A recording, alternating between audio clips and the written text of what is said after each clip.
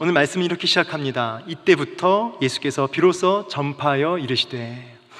여기 이때부터라는 말씀은 예수님께서 이제 사역 준비 기간에서 이제 본격적인 공생의 사역 기간으로 넘어가는 전환점을 알리는 표현이라고 할 수 있겠습니다. 병행 본문인 마가복음 1장 15절에는 이렇게 나와 있습니다. 제가 읽어드리겠습니다. 때가 찼고 하나님 나라가 가까웠으니 회개하고 복음을 믿으라. 때가 찼고 이렇게 말씀하십니다. 그러니까 우리 예수님께서 이제 준비 사역 기간에서 본격적인 공생의 사역 기간으로 넘어가는 이 전환점도 본인 임의로 하신 것이 아니라 정확하게 하나님의 때를 알고 하나님의 때를 이루시면서 그 사역을 시작하셨다는 것입니다. 처음부터 끝까지 하나님의 때와 뜻을 성취하셨던 것이죠. 그러면서 이제 전파하여 이렇게 말씀하십니다. 전파하여. 자, 그러니까 사역의 본격적인 시작을 알리시면서 우리 주님은 무슨 설득이나 논쟁이나 설명을 하신 것이 아니라 일방적으로 선포하시는 것이죠. 마치 창세기 1장 1절에 태초에 하나님이 천지를 창조하시니라 말씀처럼 진리를 선포하고 계시는 것입니다. 우리 주님께서 일방적으로 선포한 그 사역의 그 첫 선포가 무엇입니까? 오늘 우리가 읽은 회개하라, 천국이 가까이 왔다. 바로 이 말씀입니다. 이것이 얼마나 중요한 메시지냐면 성경 전체를 관통하는 메시지라고 할 수 있습니다. 그리고 예수님 사역의 핵심이라고 또 말씀드릴 수 있겠습니다. 회개와 천국, 이 천국을 다른 말로 하나님 나라, 이 언약이라는 것과 하나님 나라는 성경 전체를 관통하는 큰 주제가 됩니다. 그래서 또 쉽지 않은 주제이기도 하죠. 구약 수많은 선지자들은 끊임없이 무엇을 선포했냐면 하나님의 심판, 그리고 돌아와라 돌아와라 라는 회개, 그리고 오실 메시아 시대를 소망하며 오실 메시아에 대해서 선포하였습니다. 그러니까 이 회개하라 천국이 가까웠다는 메시지도 구약의 수많은 선지자들의 메시지인 것이죠. 그리고 구약의 마지막 선지자라고 불리우는 세례 요한도 이 말씀을 그대로 선포했습니다. 회개하라 천국이 가까웠느니라 그대로 선포했습니다. 이어서 우리 주님께서 그 선포를 이어받으셔서 예수님도 오늘 동일하게 회개하라 천국이 가까이 왔다라고 선포하고 계시는 것이죠. 동시에 사실은 그 메시지를 선포하시면서 또 본인이 그 메시지를 그대로 이루시는 것입니다. 물론 구약 선지자들이 천국이 가까이 왔다라고 했을 때 그 가까이 왔다의 의미와 또 우리 주님이 천국이 가까이 왔다의 의미는 크게 다르죠. 구약의 선지자들은 앞으로 오실 메시아, 또 하나님 나라를 선포했지만 우리 주님께서는 자신을 통해 이미 도래한 하나님 나라를 선포하고 있는 것입니다. 그래서 누가복음 11장 20절 말씀 제가 읽어드리면 하나님의 나라가 이미 너희에게 임하였느니라 이렇게 주님이 직접 말씀하십니다. 조금만 더 설명을 드리면 주님께서 이 땅에 오심으로 하나님 나라가 이미 임했습니다. 그러나 이제 우리 주님께서 부활하시고 승천하시고 이제 다시 오실 때, 재림하실 때 하나님 나라가 완성될 것입니다. 그런 의미에서 아직 오지 않은 것이죠. 그래서 천국이 가까이 왔다, 우리 주님이 천국이 가까이 왔다라고 했을 때는 이미 왔지만 아직 완성되지 않은 하나님 나라를 말씀하고 계시는 것이죠. 성도는 이미 도래했지만 아직 완성되지 않은 하나님 나라를 살면서 크게 두 가지를 마음에 새겨야 됩니다. 첫 번째는 영적 긴장감, 이미와 아직 사이에 끼어있는 영적 긴장감을 가지고 깨어 있어야 된다는 거죠. 영적 전쟁을 감당하며 살아가야 한다는 것입니다. 두 번째는 완성될 하나님 나라를 간절히 소망하고 고대하면서 나그네 정체성을 가지고 살아야 된다는 것이죠. 여기서 이제 우리가 한 가지 주목해야 할 것은 무엇이냐면 회개와 하나님 나라에 대한 관계입니다. 회개와 하나님 나라와의 관계. 회개란 단어는 그 원어를 좀 풀어서 얘기하자면 어떤 단순한 후회가 아니라 심정의 변화를 경험하는 것, 이렇게 나와 있습니다. 심정의 변화를 경험하는 것. 여기서 심정의 변화라는 것은 말씀드린 대로 단순한 어떤 의견이나 견해가 바뀌는 것이 아닙니다. 삶의 방향이 완전히 바뀌는 것이죠. 삶의 방향. 죄를 짓고자 하는 심정, 죄를 짓고자 하는 욕망에서 예수 그리스도와 그 말씀으로 내 전인격이, 내 심정이 방향을 바꾸는 것입니다.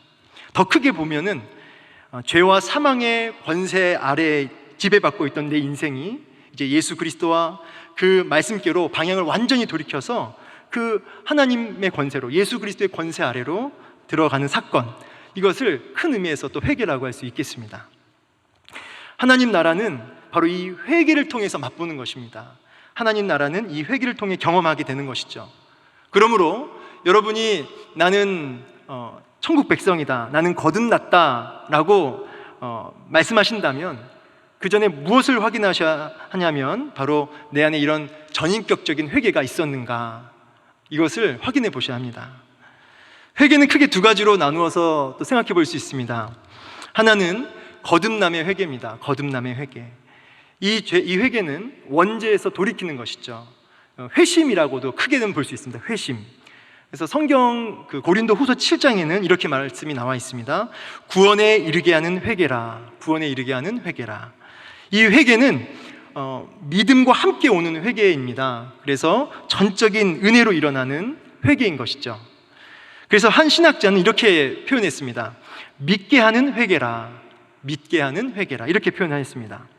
다른 두 번째는 거듭남의 회개를 한 사람만이 하는 회개인데 좀 말을 붙이자면 헌신의 회개라고 할 수 있습니다. 헌신의 회개. 이 회개는 삶 속에서 지속적으로 일어나는 회개입니다.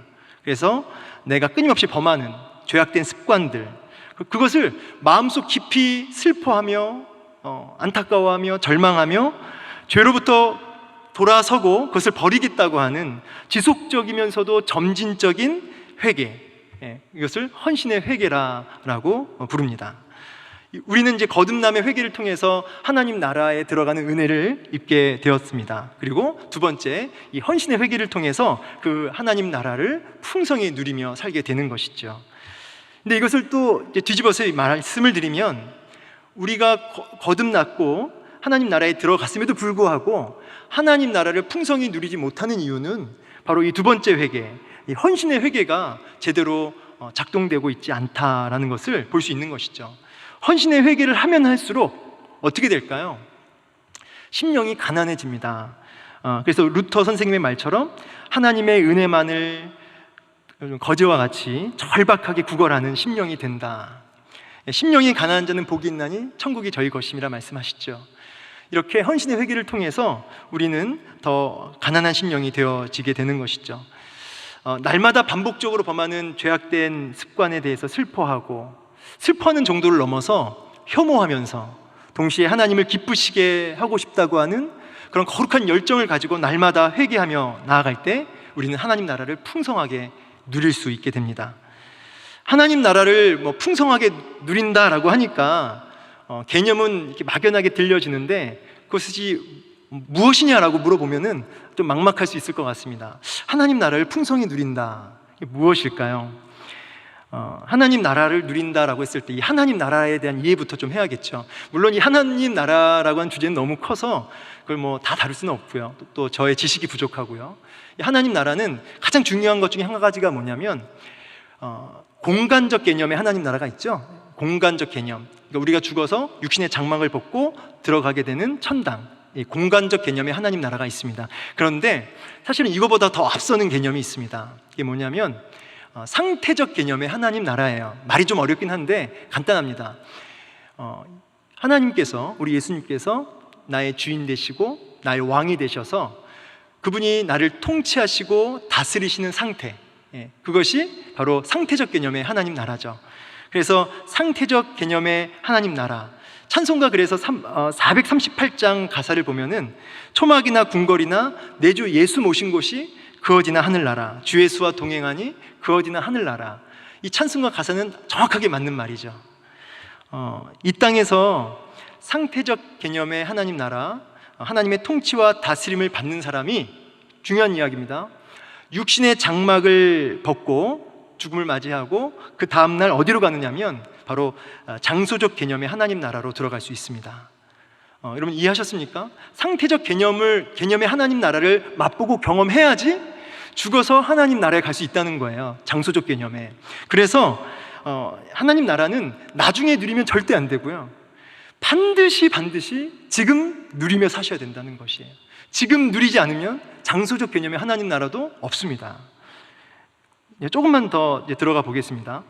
내 삶 전 영역에서 하나님의 통치와 다스림을 받는 것, 그것이 하나님 나라고 하나님 나라를 누리는 것이다 라고 말씀을 드렸는데, 그러면 또 질문을 이렇게 드릴 수 있어요. 그럼 목사님, 하나님의 통치와 다스림을 받는다는 건 또 뭡니까? 이렇게 또 질문할 수 있죠. 기초적이라 할 수 있을지 몰라도 또 이런 질문이 나올 수 있습니다. 통치와 다스림, 이 두 단어는 어떤 단어랑 연결해서 봐야 되냐면 권위라는 단어랑 연결해서 생각하셔야 됩니다. 권위. 하나님과 그분의 말씀이 내 인생의 절대 권위, 최고의 권위가 되는 것이죠. 그래서 그분의 말씀이 내 삶의 원리로 굳게 세워지는 것입니다.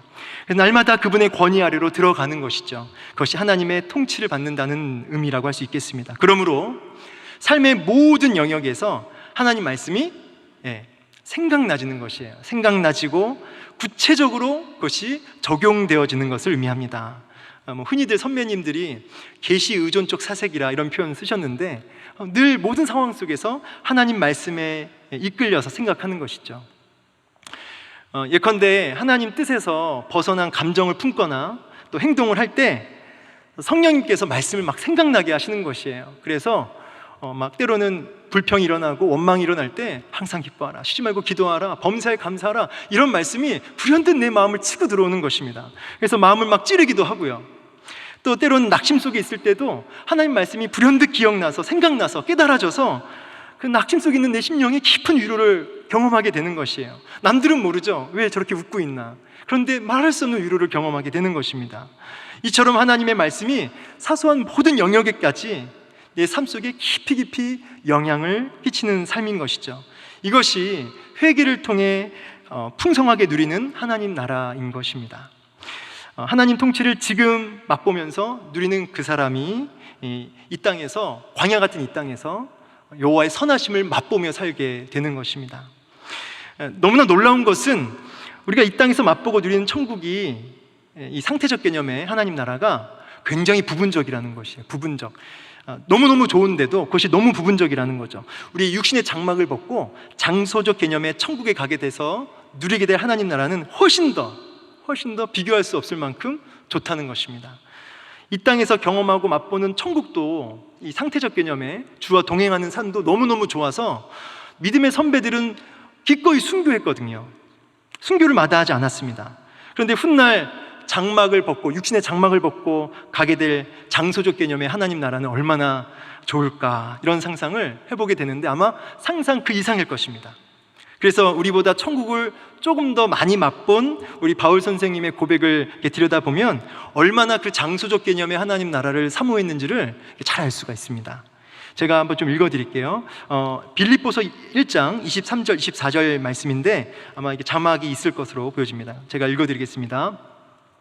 내가 그 둘 사이에 끼었으니 차라리 세상을 떠나서 그리스도와 함께 있는 것이 훨씬 더 좋은 일이라. 그렇게 하고 싶으나 내가 육신으로 있는 것이 너희를 위하여 더 유익하리라. 아멘. 여기 표현 중에 좋은 일이라가 아니라 훨씬 더 좋은 일이라. 육신의 장막을 벗고 하나님 나라에 가서 누리게 될 그 천국을 훨씬 더 좋은 일이라, 이렇게 표현합니다. 자기가 끼어 있다는 표현을 쓰죠. 자신이 끼어 있다. 근데 하나님 나라, 장막을 벗고 하나님 나라에 가고 싶다라는 고백을 하죠. 이러한 열망이 저와 여러분 가운데 있습니까? 훨씬 더 좋은 일이라. 요한계시록에도 얼마나 이 천국이 좋은지를, 장소적 개념의 천국이 좋은지를 잘 언급되어 있는데 제가 읽어드리면 요한계시록 21장 4절 들으시면 되겠습니다. 모든 눈물을 그 눈에서 닦아주시니 다시는 사망이 없고 애통하는 것이나 곡하는 것이나 아픈 것이 다시 있지 아니하리니 처음 것들이 다 지나갔음이로라. 그리고 계시록 22장 5절에도 다시 밤이 없겠고 등불과 햇빛이 쓸데없으니 이는 주 하나님이 그들에게 비추심이라. 그래서 그곳은 어떤 비참함, 눈물, 어둠, 질병, 죽음, 고통, 이런 것들이 없다는 거죠. 근심, 이런 것들이 없고 하나님이 그 눈에서 눈물을 닦아주시고 말할 수 없는 위로와 기쁨만이 영원토록 계속되는 곳이죠.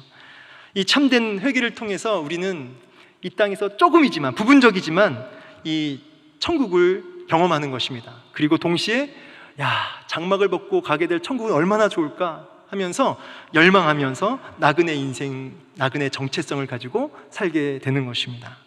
우리 안에 이러한 열망이 있느냐라는 것이죠. 열망이 있느냐.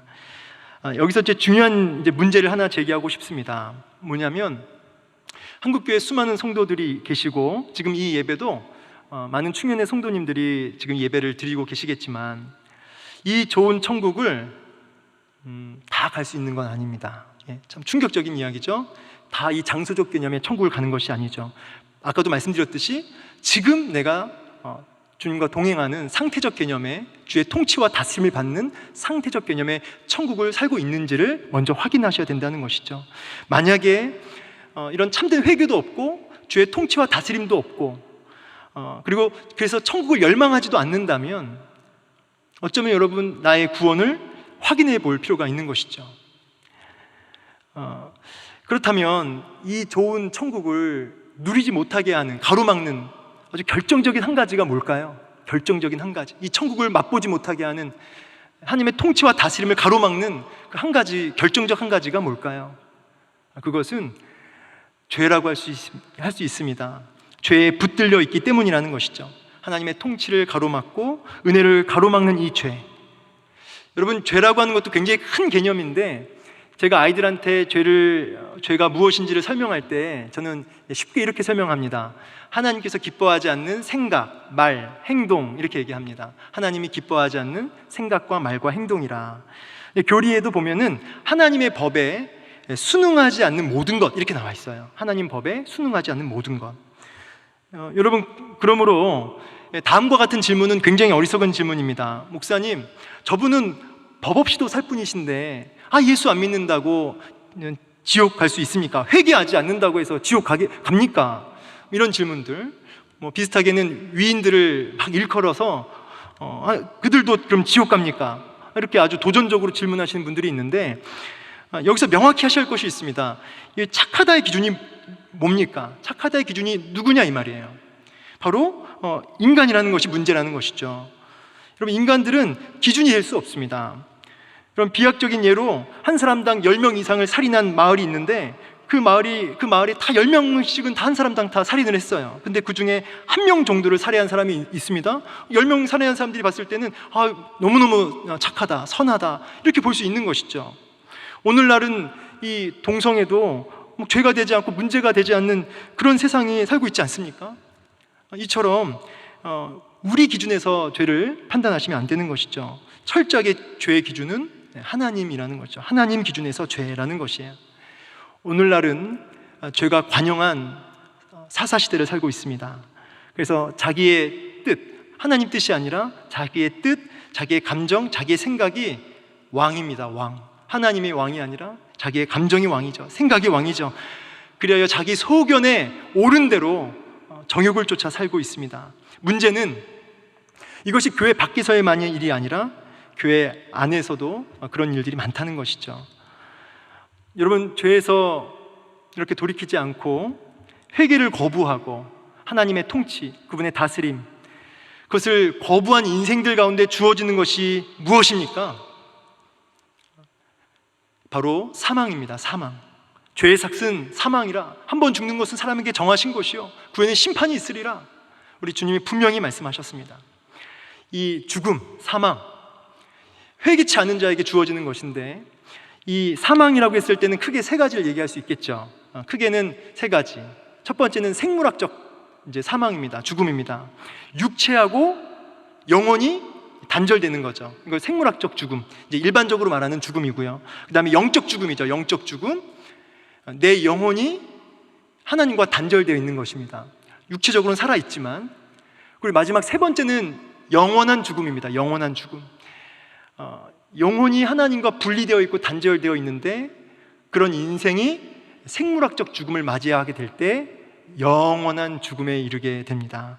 이 세 번째 영원한 죽음은 성경에서 말하는 바로 둘째 사망입니다. 둘째 사망. 꺼지지 않는 불과 유황불못에 들어가게 되는 것이죠. 회개 없이 하나님과 단절되어 이 땅에서 지옥 같은 인생을 살다가 생물학적 죽음을 맞이하여 영원한 지옥 불길 속으로 들어가는 곳입니다. 거기서는 죽지도 않아요. 밤낮 쉼 없이 그렇게 죽음보다 더한 고통을 10년, 100년, 1000년이 아니라 영원토록 그렇게 온몸이 불타는 고통을 받음에도 죽지 않는, 그렇게 영원토록 받는 곳이 바로 이 지옥이죠. 이것이 영원한 죽음의 인생의 모습입니다. 이 무시무시한 이 지옥, 이건 제가 무슨 소설을 쓰거나 막연한 이야기를 한 것이 아니라 이건 성경에 나와 있는 사실입니다. 요한계시록 20장 10절 말씀, 또 그들을 미혹하는 마귀가 불과 유황못에 던져지니 거기는 그 짐승과 거짓 선지자도 있어 세세토록 밤낮 괴로움을 받으리라. 거기에서는 구더기도 죽지 않고 불도 꺼지지 않느니라. 이렇게 말씀하십니다. 저는 모태신앙이고 교회에서 어려서부터 신앙생활을 했지만 거듭남의 회개도 없었고 하나님의 통치를 받아보지도 못했습니다. 그런 제가 예수를 믿고 회개를 경험한 것은 중학교 2학년 때입니다. 그때 이발소를 갔는데 이발소 아저씨께서 제 머리를 만져주시면서 교회를 다니냐, 자신 있게 교회를 다닙니다, 이렇게 얘기를 했고, 그렇지만 교회를 다닌다고 해도 천국 갈 수 있는 게 아니야 라고 얘기해 주셨어요.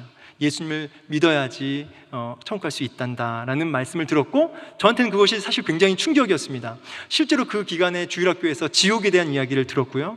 그래서 제가 그 이발소 아저씨를 통해서 그 이야기를 듣고 나서 갑자기 제 마음속에 어떤 그 두려움이 임했냐면 지옥에 대한 두려움이 제 마음을 덮기 시작했습니다.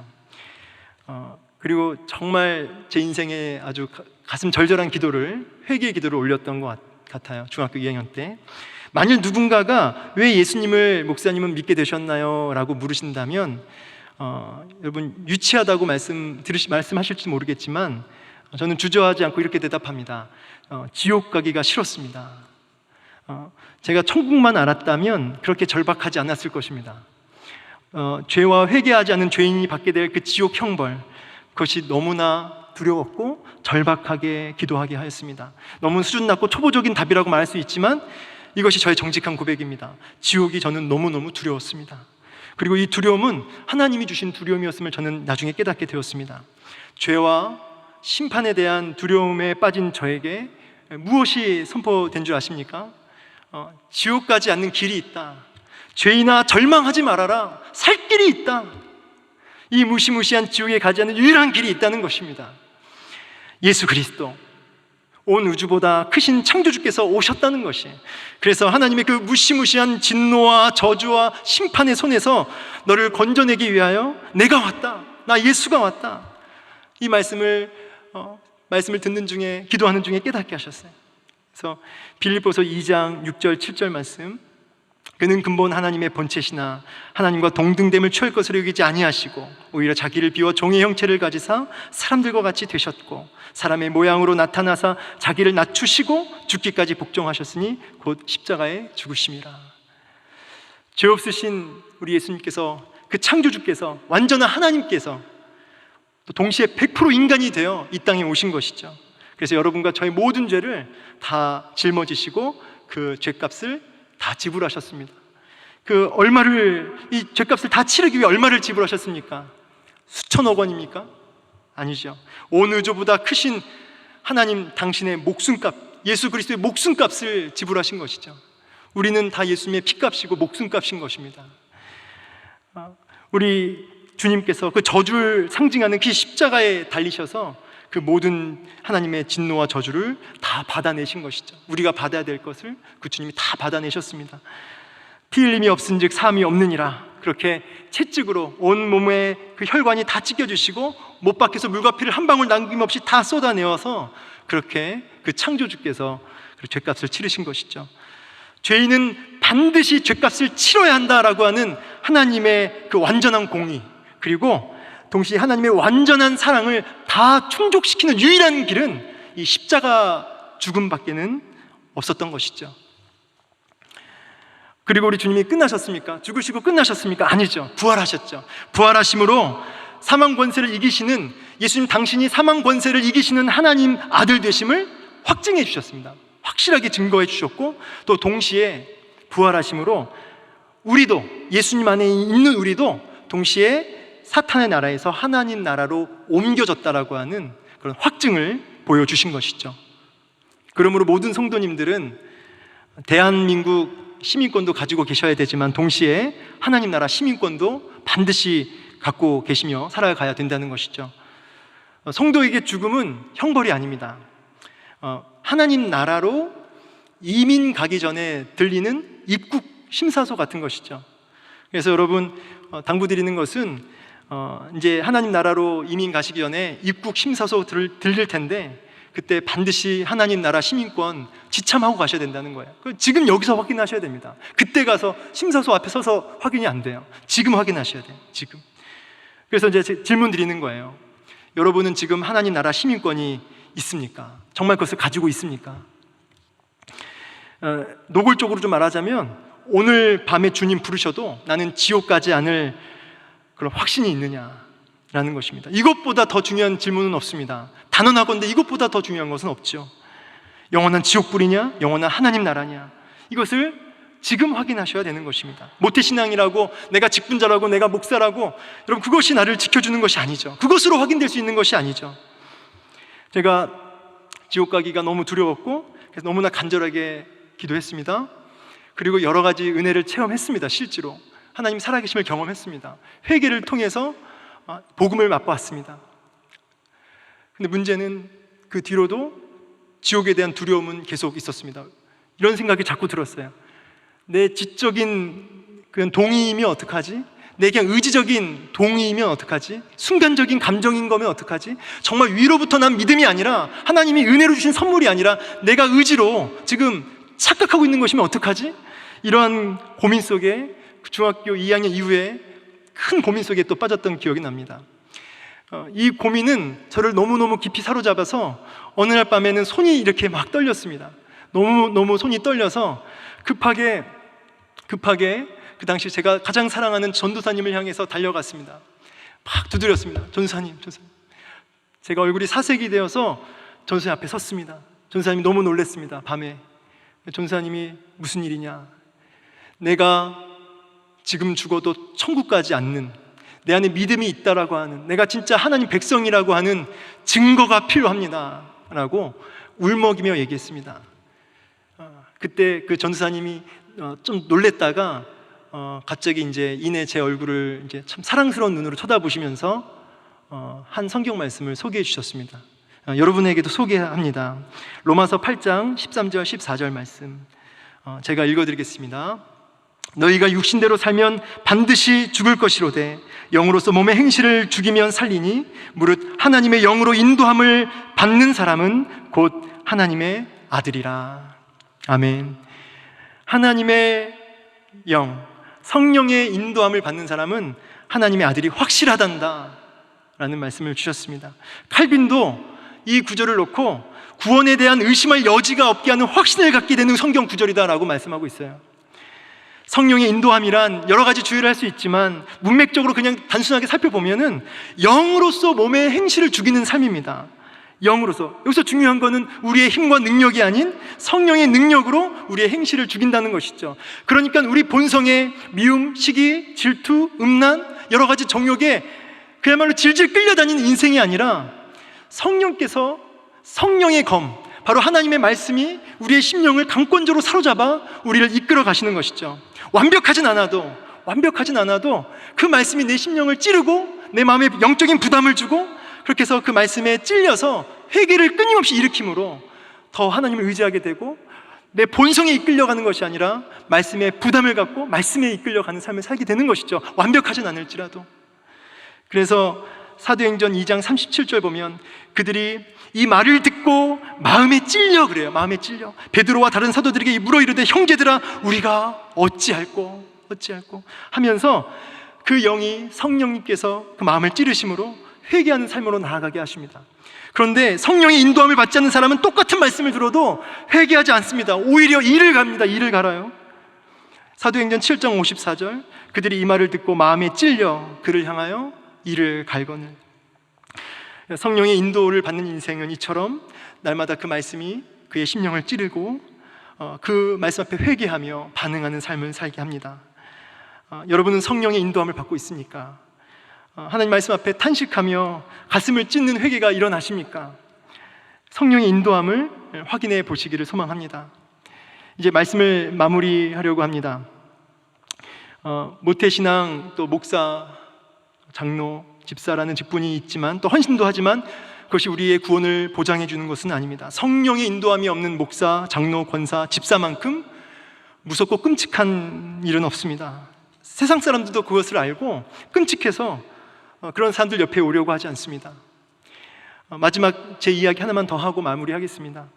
저는 군 생활을 전방에서 했습니다. 산속에서 했습니다. 산속에서.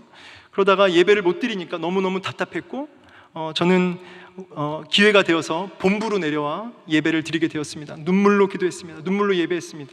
근데 그 예배를 하나님만 보신 게 아니었고 그 교회에 안수 집사님, 장로님, 권사님들이 보셨습니다. 근데 이제 감사한 것은 안수 집사님이 인사참모고 이제 장로님이 대령이고 막 그랬어요. 군단장님, 사모님이 권사님이고 나머지 다른 이야기는 다 뒤로 하고 제가 군단 군종 참모부 군종 행정병으로 착출이 됐어요. 하루 아침에. 그래서 제가 이제 갑자기 이제 개인 사무실도 생기고 설교도 할 수 있는 기회를 얻어서 간부들과 또 병사들 앞에서 설교도 하고 위로 예배도 드리고 위문 예배도 드리고 이런 기회를 얻었습니다. 그래서 그렇게 남은 군 생활을 하게 되었는데 제 말의 요지는 뭐냐면 이제 어쨌든 내무반에서 생활을 해야 되잖아요. 근데 착출됐으니까 저를 어디다 넣으셨냐면 이제 특수 보직을 갖고 있는 사람들이 있는 내무실로 저를 배정을 주신 거죠. 거기는 이제 골프병, 간부, 취사병 이런 분들이 계신 곳이에요. 다들 자유로워요, 영혼들이. 근데 제가 거기에 있는데 제 자리를 저쪽에 앉으세요라고 하는 겁니다. 아저씨와 같으니까 저쪽에 앉으세요. 그래서 제가 침상이 마주하고 있었는데 이상합니다. 이쪽에는 많은 병사들이 있는데 여기는 어떤 한 분, 저보다 계급이 높은 한 분만 있고 그 옆에 제 자리를 배정한 거예요. 그래서 제가 이상하다. 하지만 앉으라고 하니까 거기서 자라고 하니까 거기서 잠을 잤습니다. 그날 밤. 근데 그날 밤 제 인생에 가장 무서운 꿈을 꾸게 됩니다. 막 공격받고 막 쫓겨다니고 막 맞고 귀신이 나오고 그래서 제가 막 땀을 뻘뻘 흘리면서 소리를 지르면서 깼습니다. 근데 너무 끔찍한 일이 옆에 있던 그 병사가 이 풀 스윙으로 손바닥으로 제 얼굴을 사정없이 치고 있는 거예요. 제가 그 손을 자다가 맞으니까 정신도 없고 제가 그 손을 잡았어요. 왜 그러십니까? 왜 그러십니까? 그랬어요. 그래서 결국은 아무리 이 힘이 너무 세가지고 제가 이 어거가 안 돼서 일어났습니다. 근데 너무 놀란 게 자고 있는 거예요. 그럼 이 손은 뭐냐라고 보니까 그 고참 손이 맞아요. 그 손만 마치 귀신 들린 것처럼 움직이는 겁니다. 너무 놀래가지고 다음날 아침에 제가 다른 이제 병사들이 있으니까 물어봤어요. 이게 무슨 일이냐? 그랬더니 병이 있답니다. 실제로 병이 있어서 간부가 옆에 누워도 자면 때리고 병장이 와도 때린다는 거예요. 그래서 이 뇌와 이 손의 신경이 무의식이 되면 따로 논대요. 제가 나중에 찾아봤더니 그런 증후군이 있더라고요. 그런 증후군이. 그래서 이분들이 잘 때 때로는 자기의 목을 조르기도 한대요. 그래서 굉장한 스트레스가 크다는 얘기를 들었어요. 외계인손 증후군이라는 이름을 제가 기억이 나는데 제가 이 이야기를 왜 마지막에 하냐면 교회 머리는 주님이시죠. 우리는 그분의 몸입니다. 주님이 머리에서 말씀하세요. 그러면 우리에게 말씀하시면 우리는 그 말씀에 반응하시며 움직여야죠. 성령의 인도를 받으며 움직여야죠. 그런데 외계인손 증후군처럼 영적 신경이 이렇게 완전히 단절되어서 머리 대신 주님이 말씀하셔도 전혀 반응하지 않을 뿐만 아니라 아까 손이 혼자 막 따로 막 움직이듯이 자신의 정욕을 쫓아서 정신없이 죄악된 습관을 향해 나아가는 삶. 여러분, 이것보다 더 끔찍한 것은 없다는 것입니다. 분명히 모양은 목사고 장로고 권사인데 전혀 성령의 인도를 받지 않는다는 것, 이것이 꼭 그와 같다는 것이죠. 영적 외계인손 증후군에 걸린 사람처럼 그렇다는 것이에요. 여러분, 그래서 그런 주위에는 아무도 가지 않습니다. 너무 끔찍해서. 회개하라, 천국이 가까웠느니라. 하나님 나라는 누가 가느냐? 회개함으로 성령의 인도함을 받는 자가 가는 것입니다. 이 땅에 하나님의 통치와 다스림을 받는 그 사람, 이 땅에서 지금 천국을 맛보는 그 사람이 가는 것입니다. 주어진 한 주간도 성령의 인도함을 받아 광야 같은 세상에서 하나님 나라 천국을 살다가, 지금 살다가 영원한 천국으로 나아갈 수 있는 저와 여러분 되기를 주의 이름으로 축복합니다. 아멘.